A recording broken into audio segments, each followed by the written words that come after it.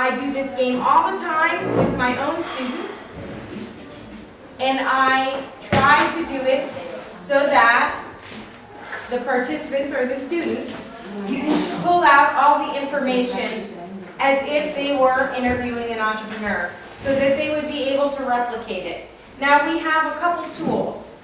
We have this business model canvas, which you're going to get. And when you get it, you're going to immediately turn it over to the blank side. Okay? So I don't have... Darian. Your assistant. Yeah, my assistant. He's there with the... You have to file. No. He's watching somebody's items. So I'll have to go around and do it myself. So I'm going to give you a piece of paper, but make sure you have a pen or pencil. And I'm going to give you the business model canvas, which is all the rage. It's very popular. And then I'm going to give you a simplified version that I use, okay? That I personally use. And you can use either one, and you can use both if you want, okay?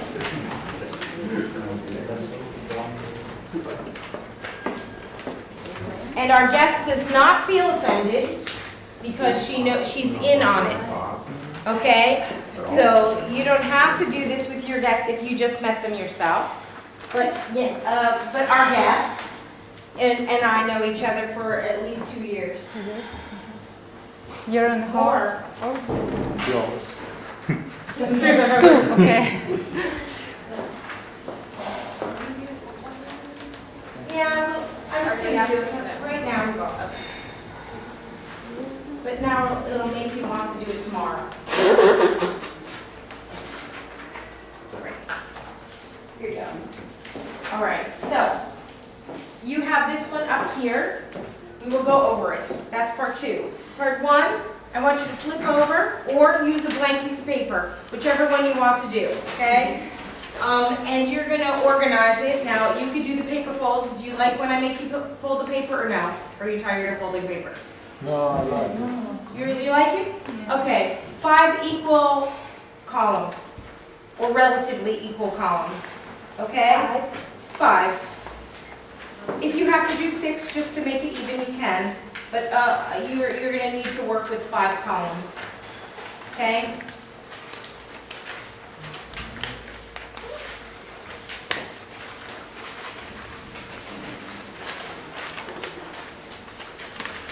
Actually, you can fold it against these little lines and it works just fine.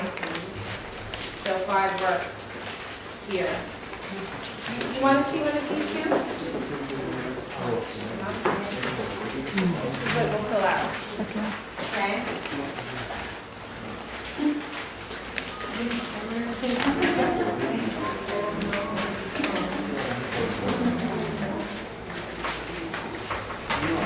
Okay. So you have your sheet organized. Okay? Then you flip it over to that blank spot, and you will just put a heading on each one, from left to right. So the first one you're going to label background. Background. I guess you can guess column 2. What do you think column 2 is going to be? Idea. Column 3 is going to be? Marketing. Column 4 is going to be operations. And column 5 is finance. Okay, so background, idea, marketing, operations, and finance. So background, idea, marketing, operations, finance. So background has to go instead of idea. You want to use this one? Background, okay? So background, idea, marketing, operations, finance. So when you are trying to figure out information about an entrepreneur, you want to ask questions that are related to background. What kind of questions would you ask her in background? To find out about your entrepreneur's background, what questions would you ask?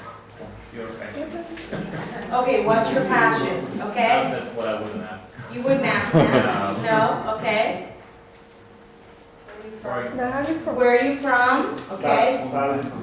Oh, studies, education level? Okay, what else? So how about skills, interests, aspirations, family status? She's a woman, so you don't ask her her age, right? Okay, so those are the kind of questions that will be in background. So those are heading your way shortly. But what about if you're meeting someone for the first time? What do you usually ask them? What's her name? Oh, thank you. Thank you. First question asked, what's your name? I will let, Patricia will ask that first. Okay. Okay, What is her name? okay, go ahead. Should I? Yes. Hello. Hello to everybody. My name is Jelena Đuranec-Pribetic. Jelena. Should I spell? Yes. Jelena. Right? I'm joking, no. She's right. Like Helena.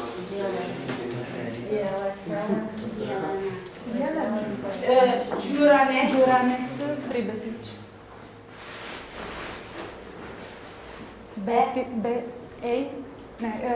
Sorry, E, T, I.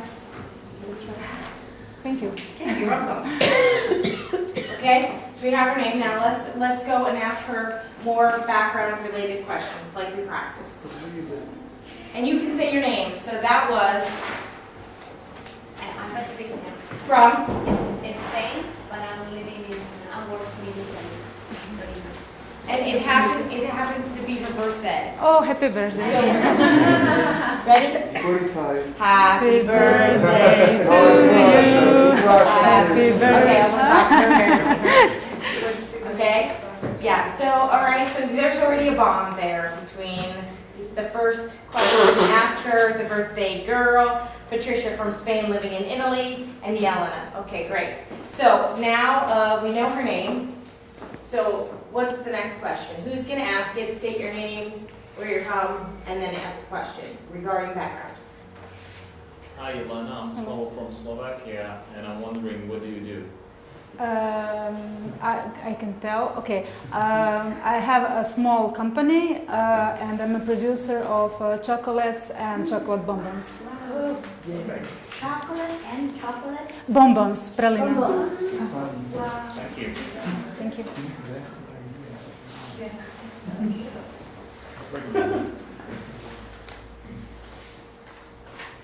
Who's next? Oh, Oh, uh, Are you a cook? Or? Ruben. I'm Massimo, sorry, from Italy. And I wonder if you are a pâtissier, cook, chocolatier. Hi Massimo. No, I graduated at Business and Economics at the University of Zagreb, and I learned how to make chocolates 2 years ago. With whom? And Sylvia from Italy. Hello. With whom? With whom? I was doing some practice in Italy, and I was doing some internet course. Where in education. Italy? Belluno Belluno. and Alba. Alba also. We are coming from Really? I'm Roberto from Italy. Yes.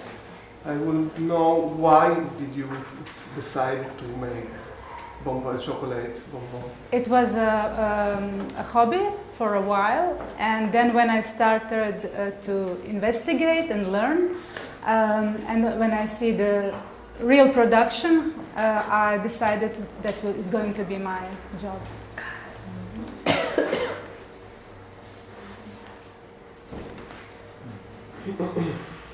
Okay, what else about her background, now that you know what she does, would you like to know to see if you think it's the right opportunity for her? For her, not the market yet, okay? So what other questions might you ask? Do you like chocolate? Yes. Yes. That was one of the reasons. I started this job. Do you like very, very much chocolate or just? No, I like. Do we eat more chocolate now? No, Do you have access? I eat less chocolate now. Yes. Because you know how it's made. No, because I'm surrounded with everything full time. So. Not yet. How can you keep so slim? I have stairs in my production. I have a production in one floor, and in basement I have warehouse. Everything is very little, but I have stairs and Okay, up and so down. excellent. But when she answered the question, she gave you other information that belongs in another category. Who can guess the information she gave and where it belongs? She had the opportunity that obviously her apartment or space where she lives had a space where she could start a business. No, it's not in her, no. Good point, but it wasn't her own space. What did she reveal already that you can put in another category that we have yet to explore, but based on Massimo's question and her answer? Hmm? Something about the Operation. That's correct. So she mentioned something about the operations. What did she mention? What? Small basement in a warehouse. Okay, so what question is that answering that would be related to operations? Do you have a warehouse manager or you do it yourself? No, that would be yes or no. Do you have a space? Yes, and even more, because then that's yes or no. What kind of space? There we go. What kind of space do you work in? That goes in operations. So if you didn't think of that question for operations, not only writing the answer down, but the question is very important. Okay? Mhm. So, Yeah. so she said to be complete, that she has operations on 2 floors, which is good because it keeps her active, right? Are there any drawbacks to that layout? So the question in operations is are there any drawbacks to your current setup, to your current layout? Because as we heard yesterday with Impact Hub, they're only 2 years old and they already had to move once. So what that proves to me is they did not make the right choice of location the first time around. Right? That's very important because it shows growth, but it shows bad decision. They didn't think about the future when they first moved in. And I can say that because I love them. Yeah? Right? You want to? My perspective is I have also a space which is too small. It's going to be very too small in 1 year time, and it's very difficult. It has advantage. I can storage everything in my basement, and in summertime everything is super cool. But I have to bring everything up by hand to deliver. So No it's a elevator. disadvantage. No elevator. Yes. Okay? So that goes into operations. Yes? Now, you guys don't know it, but you are helping her to fully develop her business plan. Because we are taking notes, listening to her, then we're going to type them up. And collectively, we're going to give her back a plan for an existing business. And you're doing it right now. So make sure you take responsible notes, okay? We're building a business plan for an existing business, okay? That's what a business model does, actually. All right, so that's what we've got so far. What other questions? You can ask them at random now, and then I'll tell you where they belong on your page, okay? If you don't know. If you do know, say, I'm going to ask a marketing question now. My marketing question is, okay, whatever you want. So, Patricia? Why you choose Italy to learn more about chocolate and not Switzerland or another countries? Because it's close, it was cheaper to do the education, because I know Italian, and you have a great cuisine, and You know food very good. Chocolatier. Everything. Italian yes. chocolate is Not very only fantastic. chocolate. Also, because you choose the new way to say, no? And Alba. Alba, yes. Yes. I am Geraldine from. Wait, Geraldine, I'm so sorry, I want to pause a minute to sort the information she just gave. Where did you put the information she just gave? Because her answer belongs in several different spots on your sheet. Finance. Finance. Finance, she was financially motivated to choose Italy, It's also an opportunity. okay? She spotted the opportunity to get training in a regional country. And background because she knows Italian. That's right, excellent. Bingo, bingo, bingo. But don't forget to write it down in the correct areas, because all these little details, when people are speaking, are you really listening? Are you really filtering the information they're giving you? If one of the challenges you thought as trainers will be, how am I going to coach my would-be entrepreneurs? The best coaching tool are your ears and your filtering mechanisms, okay? So great job so far. Geraldine? Do you have a shop or do you deliver to different shops that sell your product? I decided to do both because one part of my production is two shop, so like a factory shop, and most of my revenues is when I deliver to other shops and companies. All within Croatia or outside of Croatia? I have some outside of Croatia also, but just two. Yes. Okay, so loaded information. Where are you putting it? Tell me what she said and where you put it. Marketing. Marketing? What operation? Customer segment. Both, excellent. So what did you put in marketing? And write it down because this is a great exercise. Marketing, where did you put it? What would she say and where did you put it? Marketing, what? Target group, customer segment. Her customer segment is who? What did you find out? What she started to say? She didn't go into deep, but she did tell you information. Her customers are made up of Croatians and not Croatians. okay. So do you have a follow-up question? Yeah, what are the other countries where you deliver products? It's Germany and Austria. Slovenia also had some cases. Oh yeah, sorry. So then you can say, oh, you have domestic and international markets. Your international markets, this is all in customer, or this and that. She even, when she talked about domestic, described two different customer markets. Can you tell which ones they were?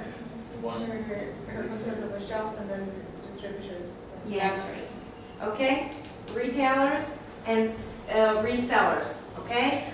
Very, very important. We have users who are going to consume it, and we have people who are going to resell it, all right? Buyers who will resell it. Very, very important for you to write that down. Yes, and let's just, I'm going to get it. Judith said, what other did she say? The place where you sell this chocolate, you know, in the shop. Yes, so she identified Operations, yes. her operations are both in a physical shop, in a production facility, and in delivery. And right now, delivery makes up more money, which goes then over to finance. It's very important to know the value of your customers. So then we get smarter about the questions we're going to pull out from her. I know you have more. Let's go. Please, if you know which category you want to speak from or ask a question in, please say the category and then ask the question. Yes? Yeah, I'm no one so good, but I want to ask what now is the difference between operations and marketing, because when she got many shops, and for me it's the first time it's an operation because you have to visit shops and stuff. And on the other hand, here it was marketing, I don't know. No, I didn't say that. Two things. So. Yeah, it's two aspects of it. It's two aspects of it. Okay, so marketing would be who is buying, where. Get it? Right? Operations is how she sells. So one is giving and one is taking. So that's why it's a different way to slice up the puzzle. Yeah? Okay, more questions? Yeah. Marketing question. What's the name of your company? I have a company named Terina, and the brand which I use, under which I sell, is Bagolo. Bagolo. Bagolo. Excellent. Does it mean something in Croatian? Oh no, it's actually, there is a place in Indonesia with this name. There is a very old dialect word in Veneto region, meaning joy, having fun with friends, things like that. Okay, let's resort that information she gave. In Croatia, this is very common. I don't know about your countries. Yeah? You have a company which is operational name, your legal entity, and then you have your brand name, which goes under marketing. Two different things. One labels your product and builds the perception and the image, and is that whole thing that we spent the morning talking about. And now she's entering in real entrepreneur now, telling you that there's another name that legally she's known at. Perfect, excellent. More? Judith? Yeah. Hi, my name is Judith. I'm from Romania, and I wonder if you have got some help, financial help, in, for example, the start from your friends or your family. Yes, of course. A lot of, there was some family money, some saving from my husband and me, which was invested in this project. And this money also helped us to raise more money from the bank. Mm-hmm. Yeah, thank you. Thank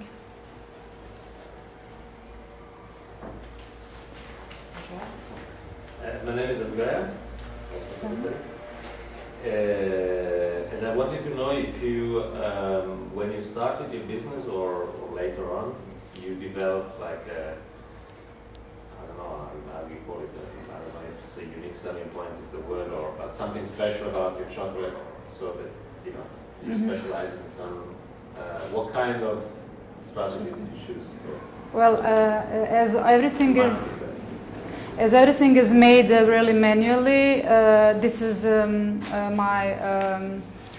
this is how I describe my products. I use good ingredients, and we do everything by hand. So it's not industry; it's done by handmade. Yes, and you will see later how my chocolates look like. You cannot do it by machine. You can taste also, but not this one, Tina, the other one. Okay, not this one. You don't want them to taste. No, you can taste everything, but just if you can show the bigger ones, which look different. And chocolate bonbons or praline, I don't know how you call it. It's also done with fresh cream and butter, and it's also different kind of product than you have done by industry. So that you position yourself in in the eye of the market. I mean, it's only people with a little bit of money that buy these things, or I'm thinking about Italy, about Torino. You know, we have some chocolate makers that open shops like jewelries. Yes. And the prices are more or less the same as for jewelry. Unfortunately, I don't have such a position of my shop and Zagreb is not Torino, so my prices are not so high. But on the other hand, I also started to work on a personalized product, which is also, I think it's unique in Croatia. I don't know, maybe also. Sorry. Give us some examples of Example is I didn't bring it here, but I have the product that if you wish to sell, if you wish to order chocolate box with a message, I can produce it for you. So personalized totally. So I don't know. Yes, first. Yes. Hi, Gemma. I'm Camilla from Ireland. I'd just like to ask you about your operations. So you create the chocolate in the basement and you sell the chocolate in the shop upstairs? No, everything is upstairs. Basement is only for storage. Storage? Yes. Okay, so you're all in one space. Yes. And do you have staff, or is it you occupy that space to do both? Like, how do you manage your time? The shop and the production, you mean? Well, the shop in this period of a year, it's not so busy in it. So when somebody enters the shop, we leave what we are doing and serve the customer. So they can see you making Yes, chocolate? actually, yes. You can see it inside. In the production, you are alone or with other people? I have one employee, and now I'm trying to employ another employee. You can't have Antonia. Antonia is... Yes, she's my assistant that you were hiring for the special events. The blonde. Yes, the blonde. Isn't she with the Belgium embassy? No. No. I'm teasing. I'm teasing. Yes, go ahead. Oh wait, have we been sorting the information? Have you been sorting it? Has it been easy for you? Is this tool easy for you to use? Or did you give up? You're using it? Okay, good, great, okay. I don't know who's first, or how about we pick someone who didn't talk yet. Tanya? I have a marketing question. Did you do some research with your target group about the chocolate and what tastes people would like to have? How did you arrive at this particular product? And then what about the package? Did you also, how did you design it?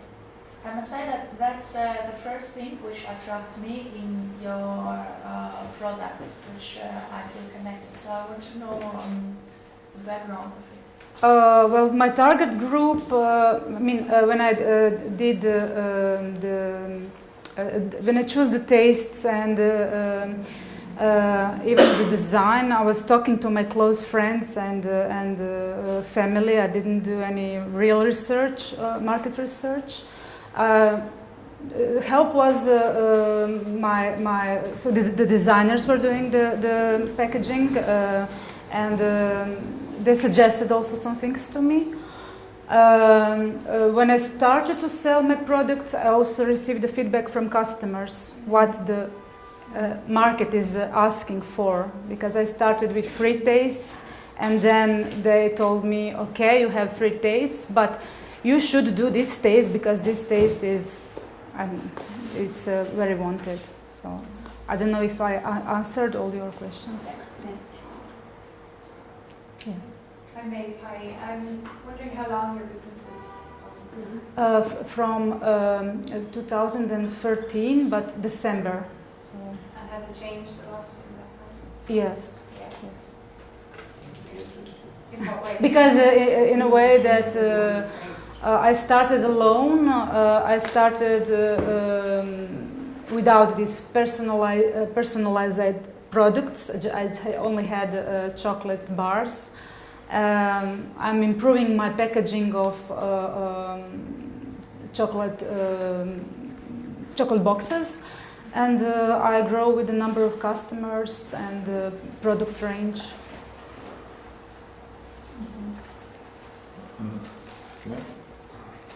How do you find distributors? I mean, how do you get to other cities or?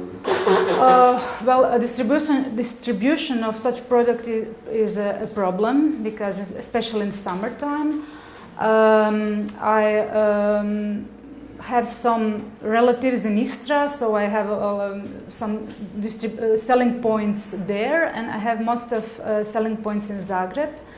At the beginning, it was me that was visiting small shops or wine shops offering my products, and now I have opposite situation that they see my products and they come to me and ask about Making it available in other places.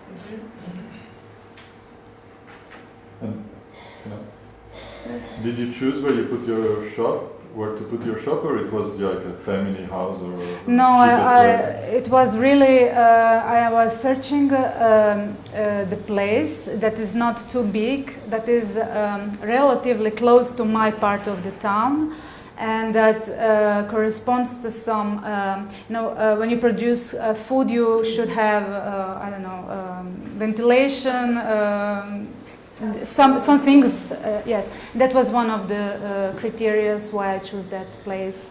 It's not mine, I'm here as a renter, yes. So you're seeing the constraints in which she had to open her business, and she's also, in her background, a mom. Yes. So she has family considerations in running her business, and that's why she needs to be close to home. Yes. Was one of the factors. Operationally, though, she had to consider legal aspects of her operations before she opened to make sure it had the conditions that would be allowing food to be both produced and sold, which has higher restrictions than if it's just sold. Yes. Yes. And in the zoning, she also picked one which has higher traffic area because it's on a road with a bus and transportation, Yes. as I recall. Yes, there is a bus station very close to it. Okay. Yes. We'll hear from Chiara because she hasn't asked a question yet. Yes, I'm Chiara. I'm from Italy. How much is your chocolate? How much does it cost? Which one? I don't know. Then the bar. Do you sell these little bars Bar all together? or Now each separately, so it's approximately €2 for one, or €1.50. 10 kuna, 7.5. 10 kuna up to 15 kuna, depending if my retailers are selling for a little bit more. So, and the lollipops? and lollipops are so €1 and up, and the bars are €2.50 and up. But how they are positioned near competitors' prices? Cheaper. So if we compare my products to similar products, handmade, they're a little bit cheaper. Yes. And if you compare it with industry, it's much more expensive. You know, Milka, Mondelez Group, and yeah. What's your selling margin? It's you need a percentage. It's very difficult to say because I started with one price of almonds and hazelnuts, and in the meantime this price has grown up to 20-25%. So it's not steady. I'm trying to do at least 50-70%. So you have 50-70% Markup, right? Yes. Yes. Why? With production, it's a production because it's not a. So you do a cost plus pricing strategy, or do you do a customer-oriented pricing strategy? Do you price to what the market would bear, or do you price it at a point where you could make a profit over costs? Well, the profit when I started to sell my products, I have one price list. 1 year later, I had to, yes, because of this price increase of nuts mostly. Even cacao is growing. If you so increase your production costs, right? Are you trying to still keep the revenue margin at the same level for yourself? yes, And what is it? 70%. Yes, at least. So. Because you shouldn't forget we spent some time. I mean, main human labor to produce it. Yeah. It's also very expensive. That's including Why did you choose to transform a hobby make chocolate was one of your hobbies into entrepreneurial Yes. activity? I was working on that time in one company, big company, and I didn't feel happy with this job anymore. And the trigger was, you had changes in organization, and everybody was very unhappy at that time. And I told to myself, I don't want to work here anymore. I don't want to work in another company that is going to be similar. I would like to work for myself, and what I love, let's say know, it was that chocolate.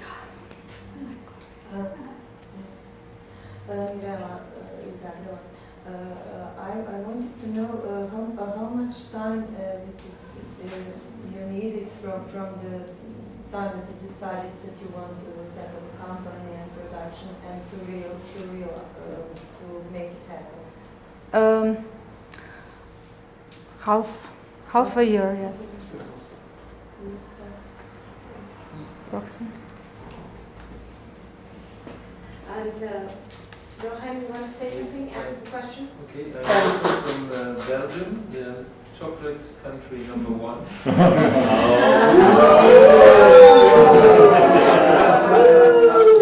Am I right? I would say Ivory Coast might be #1. Well, that's my question Raw about. materials. Where does your raw material come from? Belgium. Belgium. Yes. And do you know where they get it from? You mean origin, like country? For some of them I know, but some of them, these cocoas are, I believe, mixed. So in one chocolate. Right. I think he's getting to later on the social impact of chocolate. Yeah. I think that's what he's heading towards, and a more complicated and complex decision-making process for chocolate consumers to weigh heavy the child labor factor in the raw materials. Am I right? Yeah. I wrote a paper on chocolate once. Really? Yeah. Okay, so what we've done so far, this was about half an hour so far, am I correct?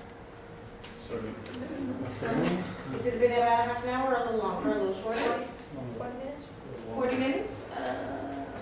It's quite. I don't think we started right on time, but okay. So, it's a quarter of, so we have a full hour to go, okay?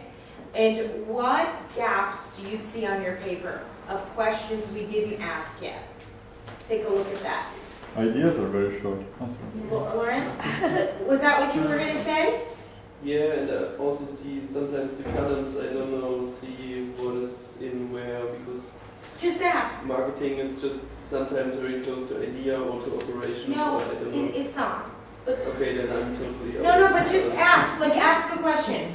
What on there are you concerned about if you put it in the right column or not? Yeah, to sell it like handmade chocolate could be the idea, but it could also be marketing if you say it to the customers. So. Okay, that's exactly it. So first, the thing is, most things will appear in each one, but you have to know why they're there. So when Yamala states handmade chocolate, number one, you know that the operation is not just buying produced factory-made chocolate, industrial chocolate, and repackaging it, which is one business model, but not hers. So operationally, she has more steps in the process than buying and repackaging and selling. Her process is ordering the raw material, ordering the right amount of ingredients, producing the nut chocolate separately from the non-nut chocolate due to consumer allergies. I'm pretending.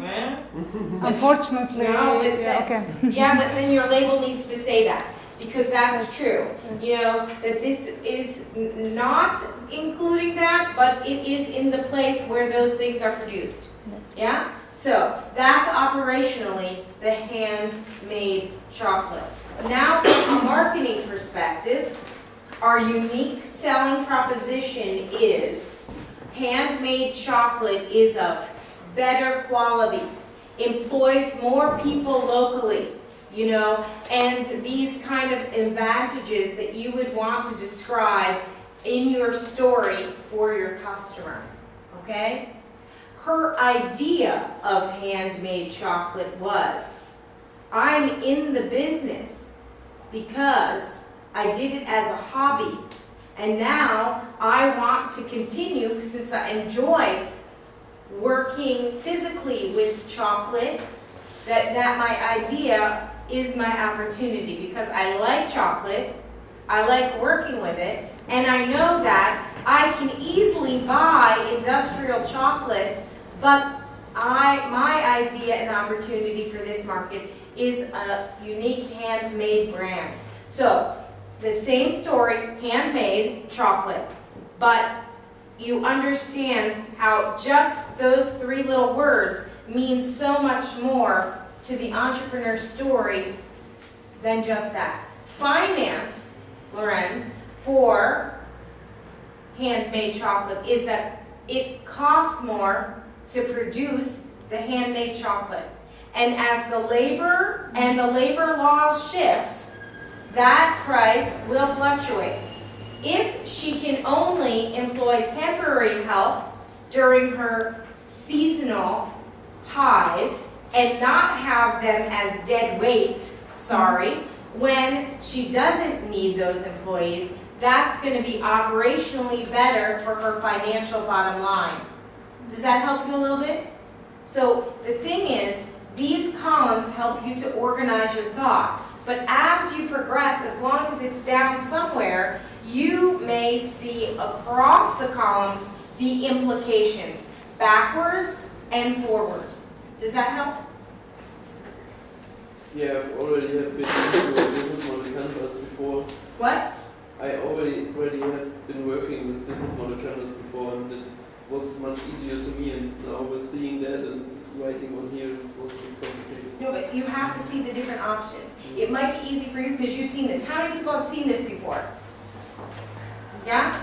And the people who haven't, this overwhelms my students. University students, they get overwhelmed by this. And so I break it down this way. You're a trainer, you need to learn new tools. So I'm giving you exposure to this little model that helps me, and then we'll flip it over, right? Because now is the right time, and that's exactly what I was going to do, is now, and we have extra copies of this. Now, figure out, when you look at these questions, what information have you already learned, and what information do you need to ask now? Because I think the business model canvas is a lot deeper. It's a lot richer, okay? So I think this one, the first one we start with, is light and easy to sort and quick. And now when you turn it over, you can dive a little bit deeper, get a little bit richer information. So what do we already know? How would you do this with someone without a business? Look at the 2 bottom ones. Cost structure, revenue streams. That's going to be hard to relate to. But when you have an entrepreneur already active, you can ask her those questions, right? But starting from scratch, it would be a little bit difficult. But starting from scratch with the original model that I just walked you through, not so hard.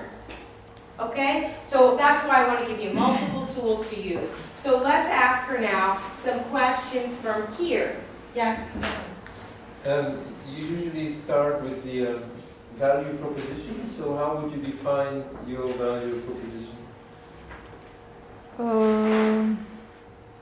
So that would be what kind of value I offer to my customers. Yeah, how would you define it? I think it's similar to the question Mr. Alberto. This is Andrea. Andrea, sorry. Yeah. Fresh bonbons, handmade chocolate, higher quality, and one segment is also personalization.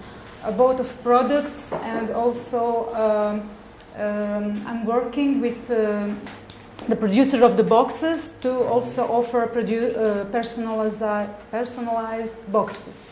Right. If I have a company like Biz Košnica asking me for boxes with their name, for example, I can also organize things like that.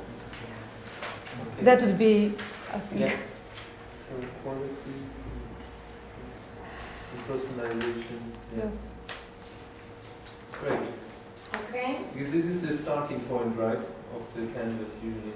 For me, I go for whatever is easiest and of interest to the room. I don't start at any particular point. Patricia, have you used this? How do you do it? Yeah, I mean, it depends. Sometimes, I mean, I'm not going to start with the cost structure, for example, but you can start also for key activities if you know more about If you're with the customer relationship, would be all the key resources, whatever resources you've got from that moment. So. Oh, some of the people I've trained are fans of finance. They only want to talk numbers, so they actually do want to start there. So you always have to let your mixed group start where they want to start, yes? Yeah, obviously for the cost structure you have to at least to have in mind the key activities, no? Or to better, no, you can start it, but then you have to back again. So. Okay, so who else, do you have a question about key activities? I've got a question for the key activities. Are you the one who do the idea of the chocolate, so the laboratory, you make the chocolate, you do the marketing and the relationship with the other partner? Or which are the activities you can list as the activities you used to do in your business, and which one you do it by yourself and the other you... Well, you mean which activities I outsource or? Yeah, well, that's... Because you mentioned all activities you are mentioning, it's done by me, both production and let's say customer relationship, but I don't have much time for relating so customer. the person you say that help you, your employee is help you... In production only, yes. And the designer is an external? Designer is external, yes, sorry.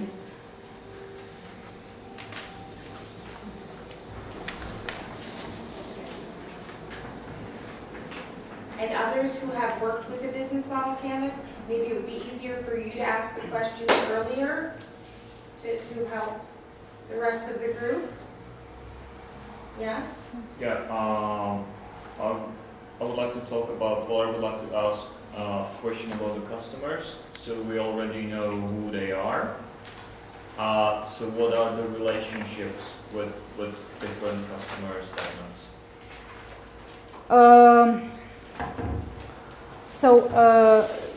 If we talk about end users who are buying my products at my store or anywhere else, I'm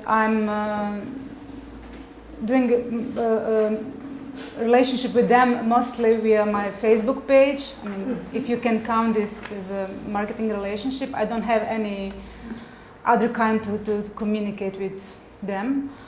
And wholesalers, it's also on a personal basis. So I'm not doing any mailings or things like that. It's phone call or visit. This is delivery of goods is also a moment of relationship when I make a delivery. More maybe a channel. Well, for me. Sorry? Delivery is more of a channel maybe for me. Yeah, but it's also a moment when I meet my customers. Okay. So to talk about, to ask which taste is sold better or less. That means that you do delivery also to Germany and Austria and Slovenia? No, not personally, but here in Zagreb, I do personally most of deliveries. Okay, so how do you keep relationship with the international customers then? Maybe this sounds a little bit too international customer. The ladies. Well, they are. Yes, okay. The lady from Munich is at the moment in Zagreb, and she will visit me today at 8 o'clock. See what I have new and place an order. So it's also very, very personal. So phone call, visit. It's not. Yeah, It's not a big. Sorry, it's not a big German company that is buying my products. The lady has a store in Munich, and she picks things for her store. I'm lost in where this all goes between customer relationship, customer segments, and channels. Okay, so I know, that's it. So the thing is, that's why you have this sorting tool, to slow it down, because you actually see that we're thinking too fast. And you have to slow it down and control the conversation. So luckily, she's mic'd and it's being recorded. That's first, so you know, to replay back and try to extract the information on your own before you work with a group. And so you might even use this taped and edited down to play with your group as an exercise, because then you don't have a live entrepreneur. You have Yelena over and over again. Sorry. But the thing is, this business model canvas can be used for existing businesses to really create a business plan that they can talk to banks about. It's useful because it gets you to a point to know the questions you don't know to ask. Okay? Now, what you need to think about is, if you just ask these questions without knowing what they mean to an entrepreneur, it's not going to connect with them either, you know? So you have to make sure that you know this and you explain it in your own way. So that's why I got a lot of the same information in the other model, okay?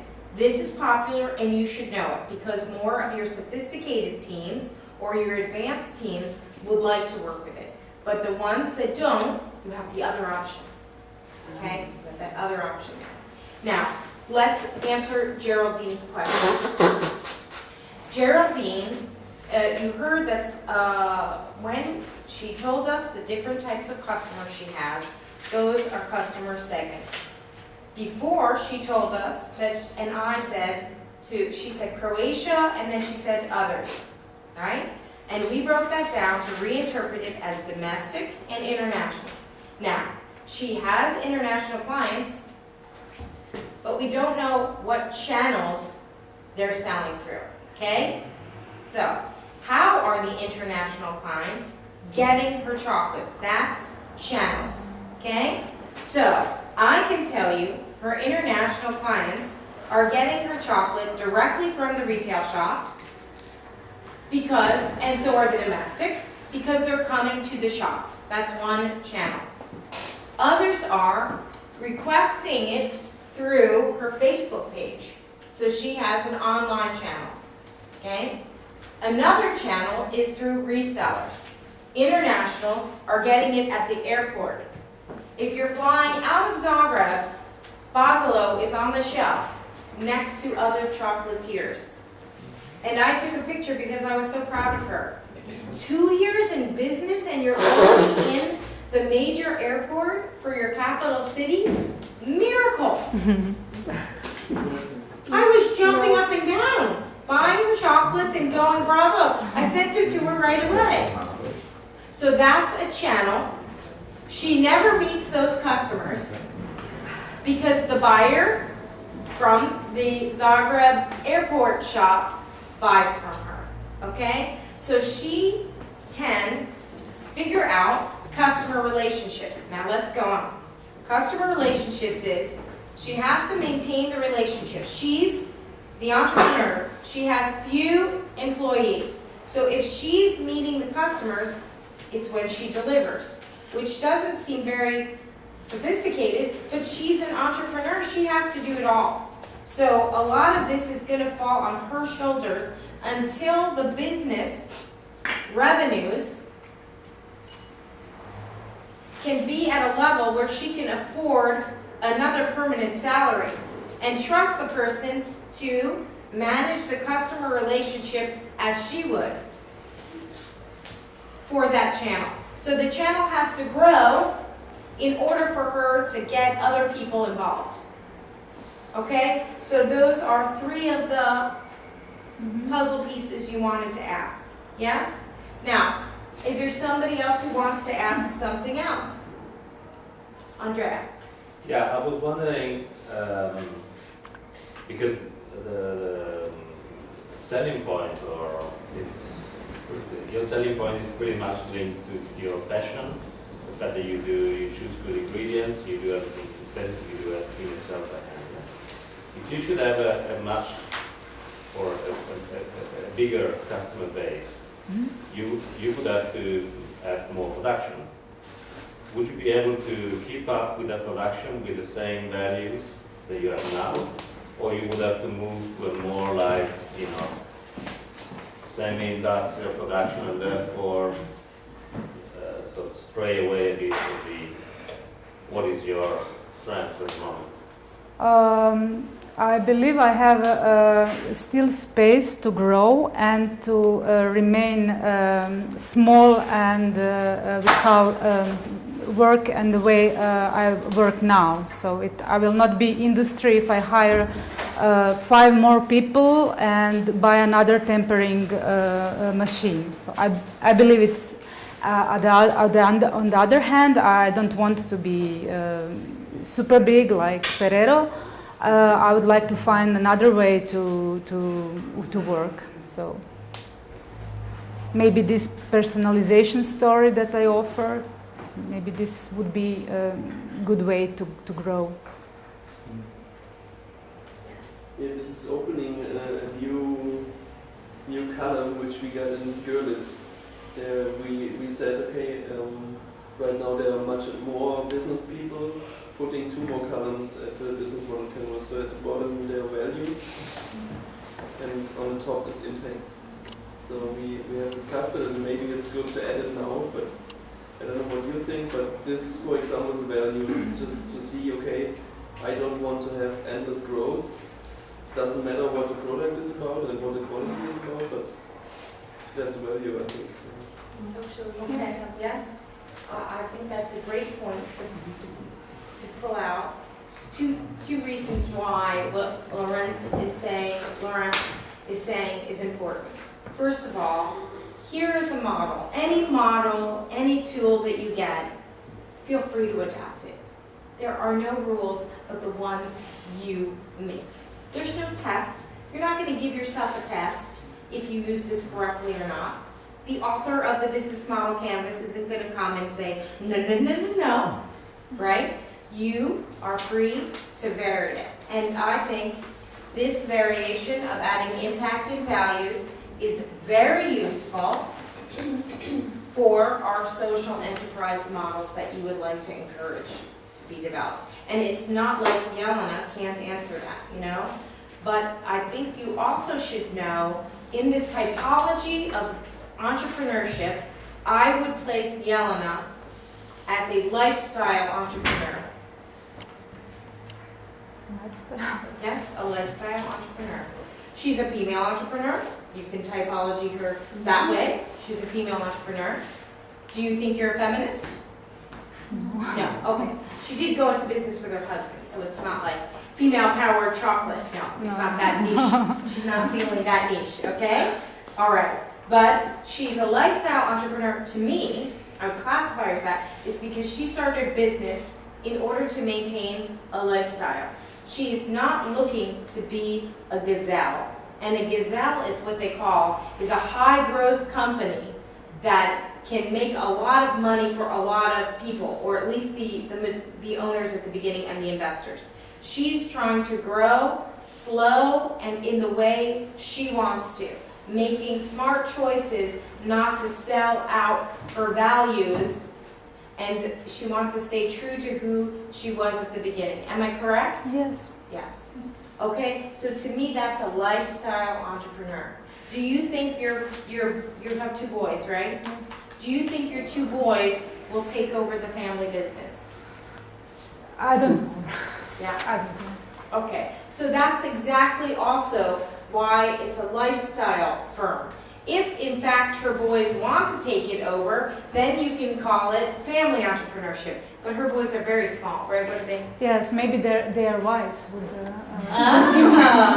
Okay, so you see, it's a lifestyle even more so because she's saying that it allows her to still be a mother.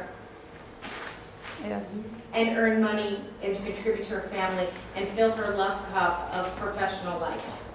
Okay? So what do you think the impact of this business is for the community that you set it up in on that street in Malešnica?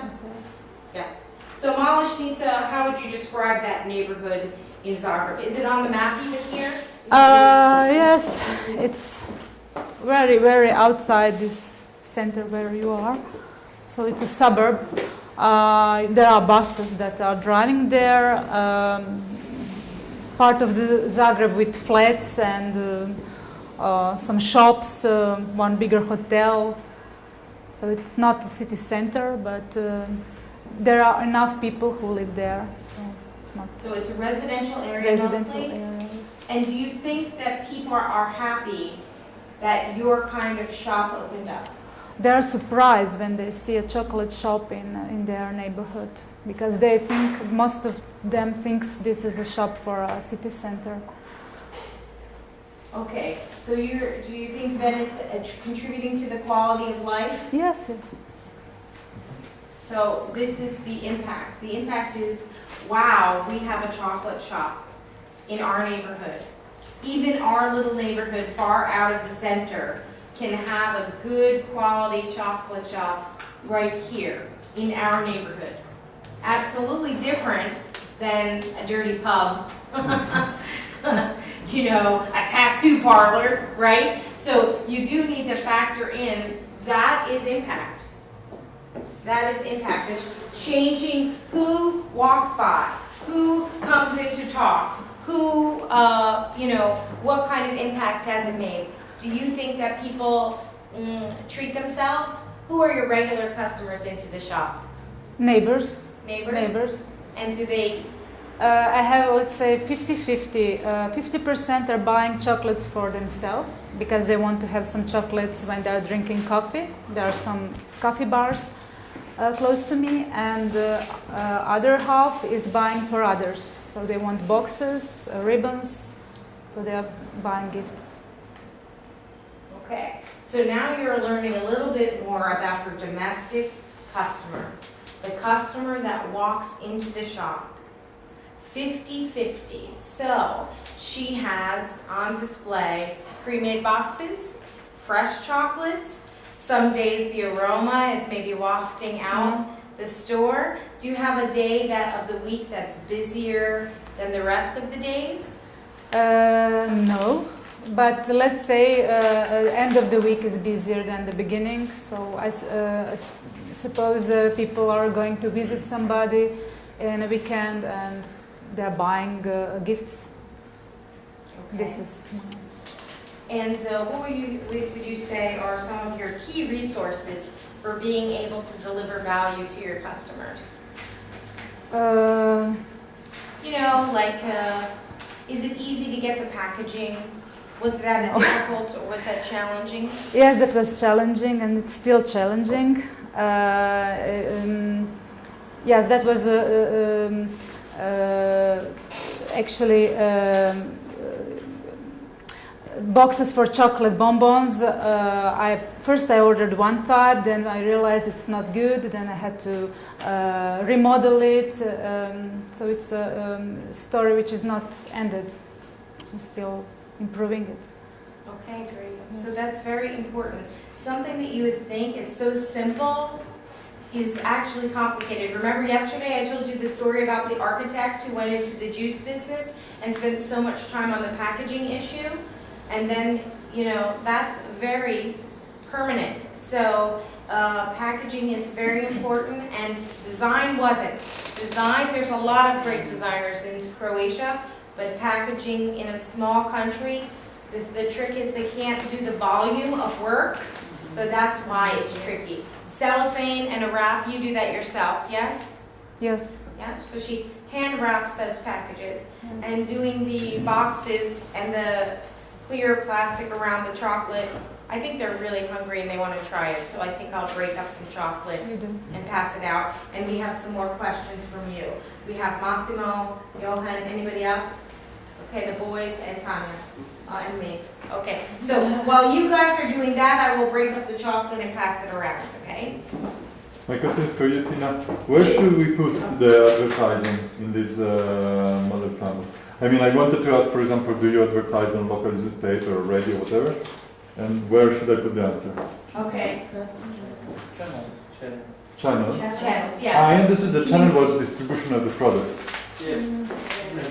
That's the way how product gets to customers, and it doesn't have to be how it physically gets there, but also mentally. Yeah. So how do you know about the product? Sorry. Why not customer relationship?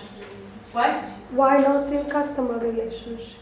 Because customer relationships are two-way. Advertising is you create it and you send it out, right? Facebook is a relationship because she's directly answering their questions. She has an intimate or response and dialogue with them. And advertising is one way. She creates it and sends it out. Yeah? Yeah, one Project. channel. Yes. Okay? Chocolate. I just opened it like this and you will break it off because you don't want me to break off everything. Bye. You want a bite? This one is chocolate and salt? Yes. Salt. I like salt too myself. There you go. Take a piece. Okay. Salt. Yeah, can I ask? And what is when you ask for money to bank? Did you in your development phase, first of all, did you work with this to set up your business or business model with the canvas? Did you use it? Okay. This is very important, okay? How did I get Yelena to come here? Yelena, you have been my guest probably at 3 places, right? She's come to school, she came to a female conference for me, but I've gotten her some good temporary employees, and she came to our summer school. And she came here. Why is she still interested in coming? Because I don't know. I always get something from you. I mean, new ideas. I meet nice people, temporary employees.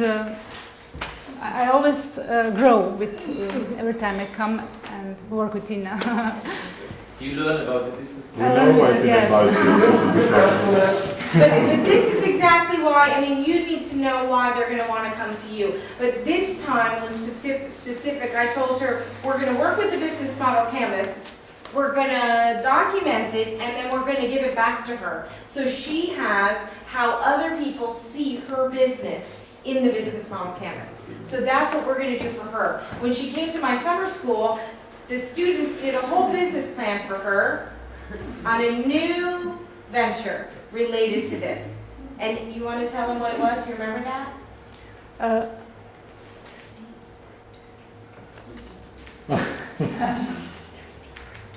Yes, they suggested me to buy a 3D printer and to print sculptures from chocolate. And it's a great idea, but financially I'm not at that stage. So at this point I'm thinking how to improve my business and how to grow and which equipment I could buy. So 3D printer is not excluded. Why not?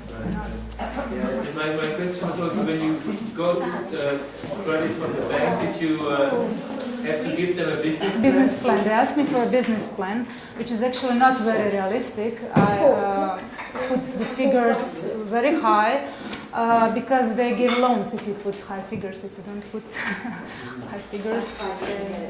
then they will give you money, right? Yes, yes. Yeah. Oh, they got it now. And what is its annual turnover now, and what is the projection over the? Turnover, it's not high. I mean,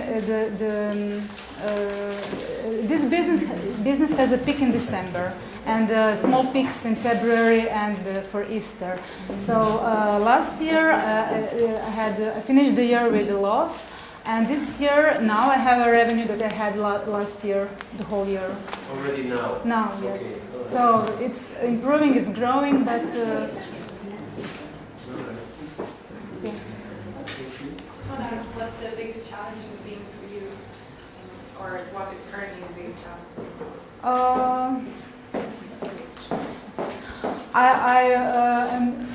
Thank you. Well, there's a big challenge for me that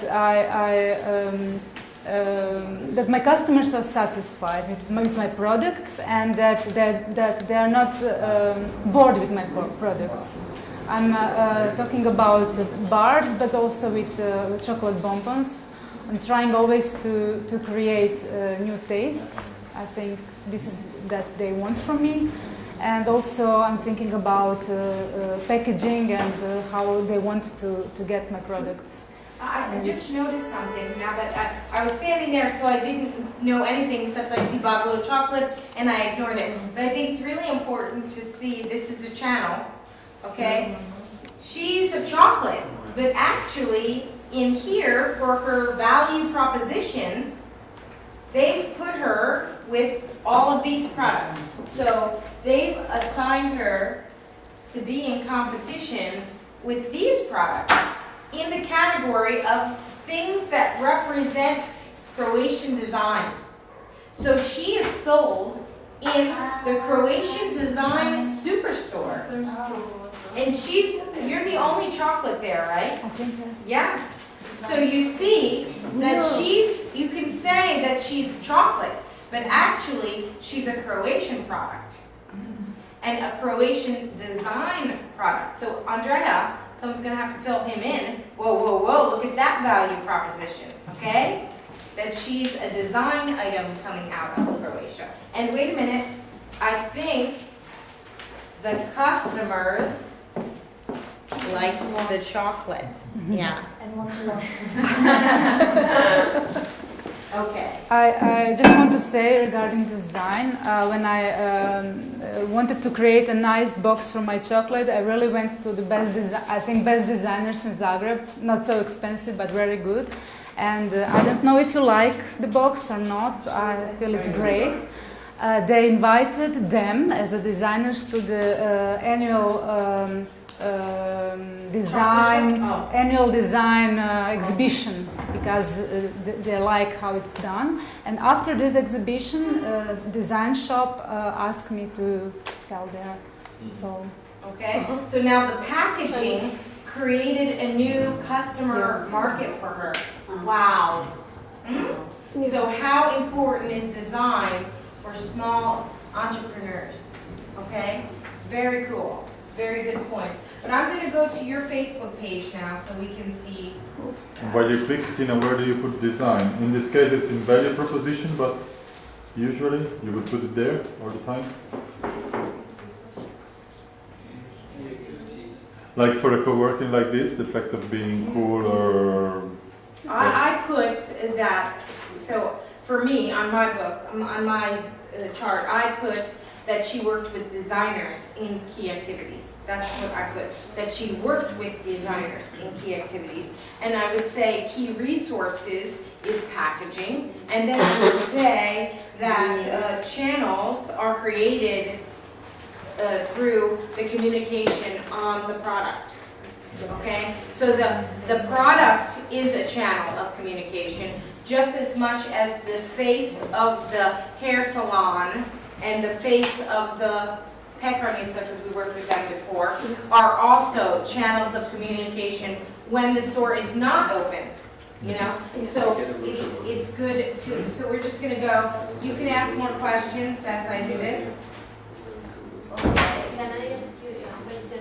Is there, I don't know the chocolate market here in Croatia, but is there any festival or is there any, I mean, any national event about chocolate, where you can meet with other? Yes, there is in Zagreb in February, a little bit before St. Valentine's Day, and I attended this event this year. This year, yes. And so it was in actually like a landmark building in Zagreb, which is located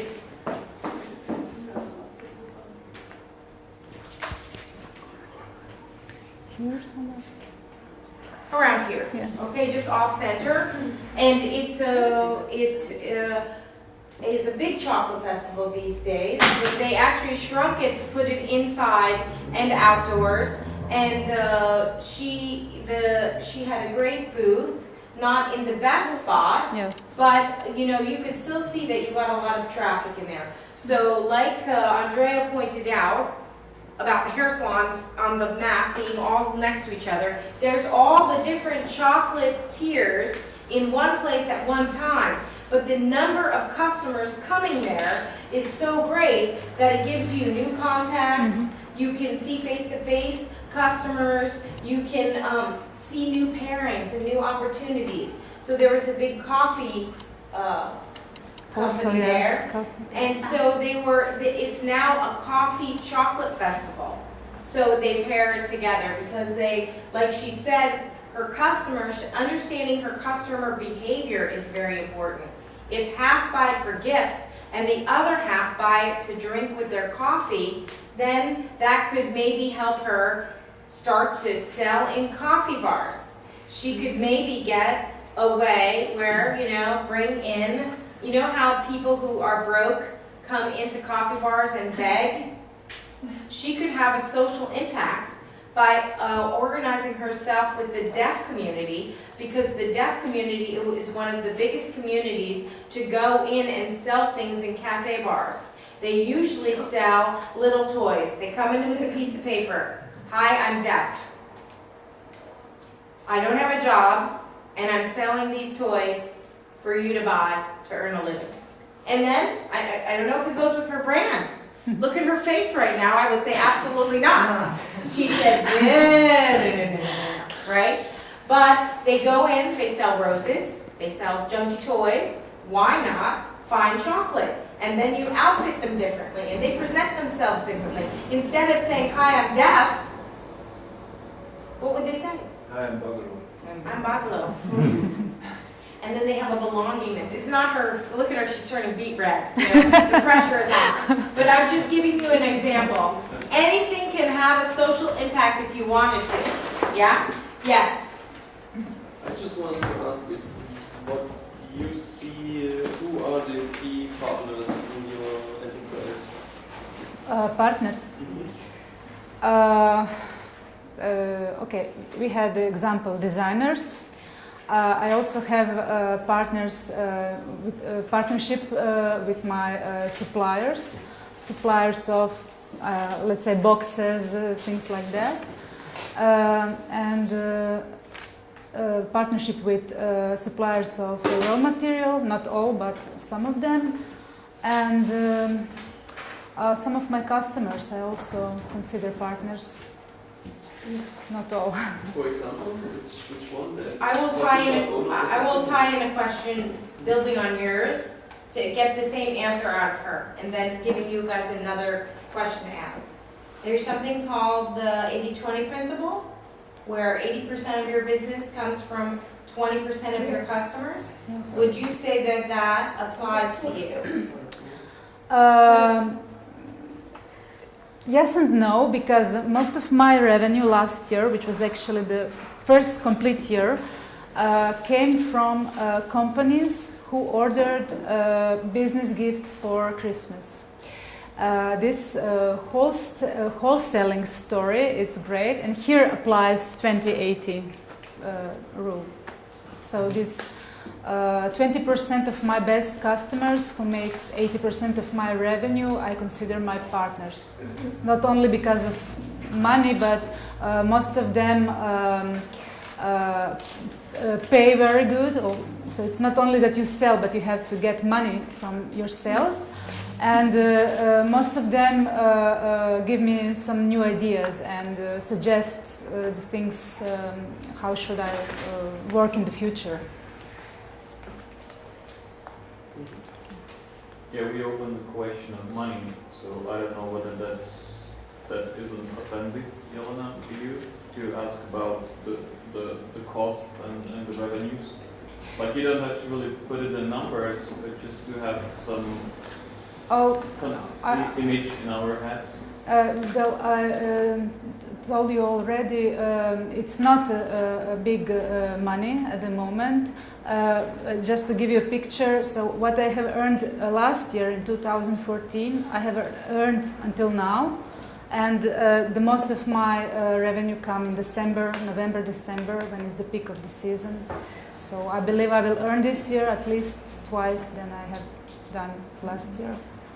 And I'm covering my costs. I'm not. I have a credit for the loan from the bank, which I have to cover. And at the moment, I think this is very good because I didn't invest in my company my own money for months. So for the second year of work, I'm satisfied. Yes, you can do. Can I ask you what were the biggest fears of yours, biggest obstacles? Did you have anything where you were not sure how it would go and how you dealt with them? Like what did help you to take a decision to move forward? Every decision, it's very hard to make. Everything where money is involved and investment is involved. But what I have learned that maybe it's better to go to something and make a wrong decision than to postpone this decision and lose the time and then money again. So I was in doubt. You see these little chocolates with photography of Croatian cities. I had this idea that would be cute for some souvenir shops. I had to pay again photographies, designers, material and everything. And I was in a doubt, should I do this or not? And okay, let's invest. I cannot do a cost-benefit analysis like the real project should have. This is all from my stomach. So I have learned that maybe it's better to risk and try something. It's not a big money that I can lose. If it's going great, if it's not good idea, okay, I didn't lose a lot. And even the whole story, I didn't lose a lot. I can. And it was a great idea. Finally, you know it. Sorry? This idea, it was a great. Yes, it was a good. It was okay. Yes. So I'm going to ask a tough question. Yes. What were your startup costs? Let's say 300,000 kunas. 300,000 kunas. So investment in equipment, molds, packaging. Machines. Yes. And how much is that in euros? 35,000 euros? How much is in euros? Euros. 45,000 euros. Okay, and that was, how much was yours and how much was the bank? 250 was from the bank. Mine was 50,000 kunas. So. 3/4 from the bank. Yes. Okay. And was there an incentive for the bank because you were a woman? It was incentive because I was a production. Okay. Great. Okay. So incentive because it was a production. Very few people are producers. So excellent. Great. Do you know that the Croatian Bank for Reconstruction and Development were giving very low interest guarantees for female entrepreneurs? I am in contact with this bank, but now when I started my business, they want me to be profitable. Yeah, I have to finish the year with profit to get that loan. Okay, well, congratulations. In 2016, you will get it. No, earlier. Bravo.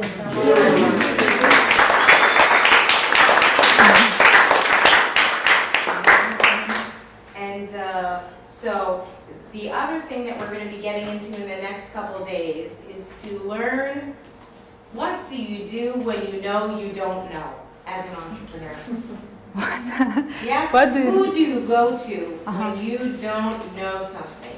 Who do you pay consultants, or do you get free advice? Have you had success or failure in those models? So who do you go to when you don't know or you're not an expert in that area? At the moment, I go to my husband, my friends, people close to me. I have friends who work in finance, friends that work in marketing, and I ask them for advice. It's I think the best thing I can do at this moment. So, Okay, so early stage, rely on your network. That would be your Yes. advice. And do you pay them? No. No, it's just for pro bono. Yes, Do for you- chocolate or For chocolate. yes. Pay them in chocolate. Okay. Any other questions, comments? Yes?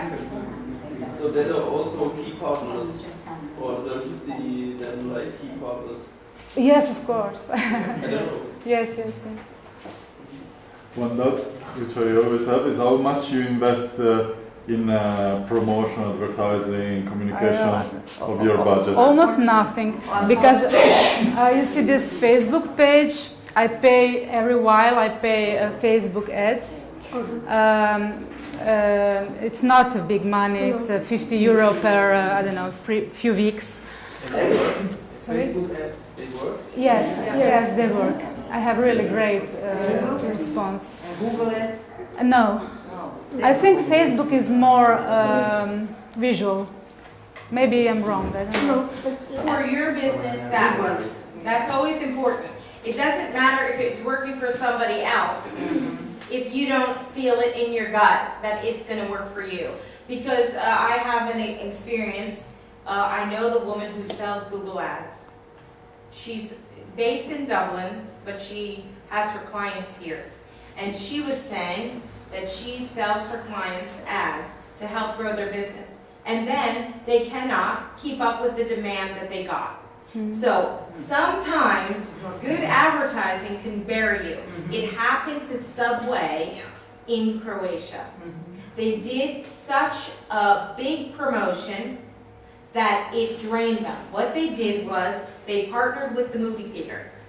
They made it that if you bought a movie ticket and you took the stub to Subway, you'd get a free sub and you just paid for the drink. Buried them. Because everybody redeemed it. And really, a few years later, they were gone. And I saw it from that advertising point. So make sure you pick one, meet channels that are right for you and you can handle the demand. Google Ad Lady also told me that she had clients who were at a dental office and they got the Google Ad word for dental in Italian. So they would get all the Italians looking for teeth or tooth repair or dental services, and then they could not handle it. They had to grow 4 times in size in 1 year, which is really painful actually, in order to handle the demand from the Italian market that they got in Croatia. Because health tourism is really hot because they have great doctors, a lot of private clinics here, and they're under capacity and they need to fill capacity with some international visitors in health tourism. So what we can say about Yelena is most of your entrepreneurs are going to be open and honest, right? You have to have the right questions in a vocabulary that they're used to in order to get the answers that you want. You can use multiple types of tools in order to extract the information. And what I have to be honest with is I saw everybody writing with the early tool and not everybody writing for the business model canvas. So what you need to do is there's videos online to show you how to use a business model canvas for existing products and services. So watch a few as trainers so you can get more familiar with the tool. Then be flexible to have options for different levels of participants to engage with your entrepreneur and extract the information, not just throwing up the information, but actually get them to sort the data so that you can future analyze and reflect on actually what happened in the workshop with the live entrepreneur. Okay? Yes? It's also just I want to add, because I learned the business model canvas by an expert who was into this exercise, and he was just recording what we tell him what we want to do.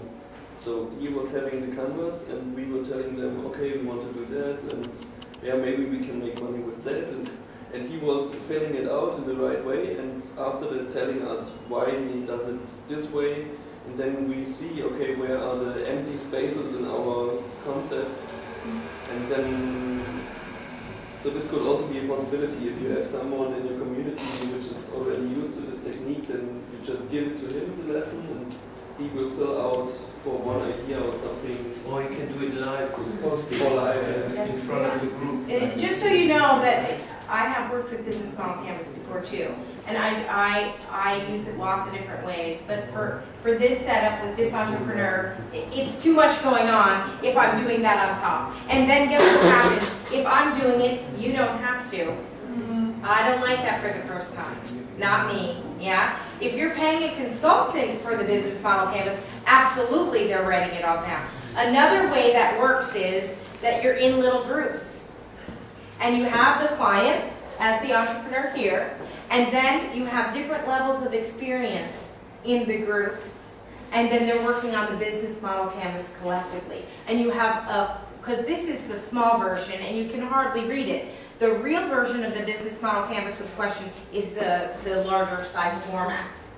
So it's like a bigger, smaller than a tablecloth and bigger than a table mat, okay? So you can do it that way in groups, and you can do it where the trainer does it once, and then you guys do it for the second time, and then you reflect and discuss, and the little groups can compare who got this and who got that, and then collectively as a group, you fill one out together, so it's the most complete, because everybody's contributing. So lots of different ways to use these tools, absolutely.